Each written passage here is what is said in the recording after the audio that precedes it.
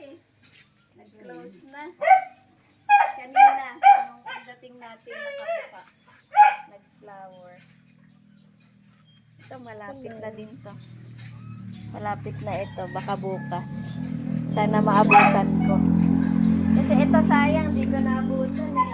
Madami siya. Madami siya. Okay, di ko naabutan lagi. Maraming kulay yan. Ito na lang ang ano ko sa buhay. Parang kalabaso to.